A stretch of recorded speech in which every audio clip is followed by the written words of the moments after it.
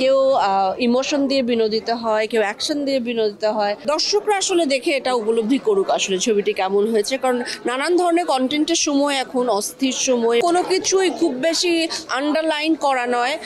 It's a complete cinematic journey. দুর্দান্ত, খুব ভালো লেগেছে, খুবই ভালো একটা জার্নি।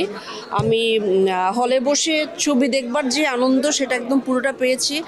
আর খুবই ভালো ডিরেকশন, গল্প, তারপরে অভিনেতা অভিনেত্রীরা অসাধারণ। আমার খুবই ভালো লেগেছে এবং খুবই আনপ্রেডিক্টেবল। প্রত্যেকটা পরতে পরতে খুবই মানে কি বলবো, বিস্ময় ছিল এবং শেষ পর্যন্ত আমি কিন্তু প্রেডিক্ট করতে পারিনি যে কি হবে। তো আমি দর্শকদেরকে বলবো সবাই হলে গিয়ে ছবিটি দেখবার জন্য। দর্শকরা আসলে দেখে এটা উপলব্ধি করুক আসলে ছবিটি কেমন হয়েছে, কারণ নানান ধরনের কন্টেন্টের সময় এখন অস্থির সময় এবং খুবই ক্লাসিক, শুধুমাত্র ক্লাসিক বললেও ঠিক হবে না, খুব ক্লাসিক অ্যাপ্রোচের একটি ছবি, যেটা আমার সবচেয়ে বেশি ভালো লেগেছে।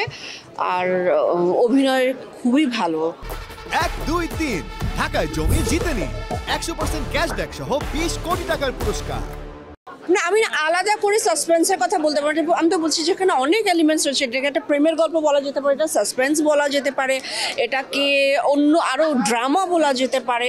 এটার মধ্যে হিউমার ছিল এবং সব কিছু মিলে এবং কোনো কিছুই খুব বেশি আন্ডারলাইন করা নয়। It's a complete cinematic journey. এখানে মেসেজ দেবার কিছু নেই, সবচেয়ে বড় কথা দর্শক এক্সপিরিয়েন্স করে কি নিয়ে যাচ্ছে, আমার কাছে সেটাই মনে হয়, সেটা সবচেয়ে বড় ব্যাপার। অবশ্যই কেউ ইমোশন দিয়ে বিনোদিত হয়, কেউ অ্যাকশন দিয়ে বিনোদিত হয়।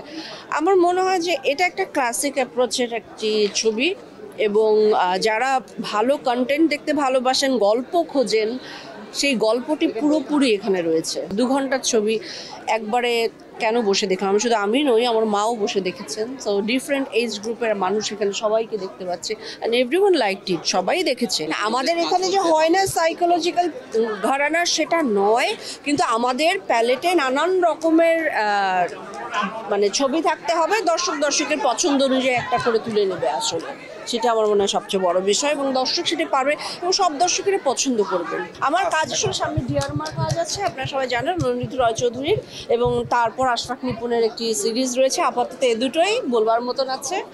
আর আমি সব দর্শকদেরকে বলবো এই ছবিটি আসলে দেখবার জন্য, সত্যি সবার খুব ভালো লাগবে। যারা ভালো কন্টেন্ট পছন্দ করেন, যারা বলেন বাংলাদেশে ভালো গল্প হয় না, তাতে সবার খুব ভালো লাগবে।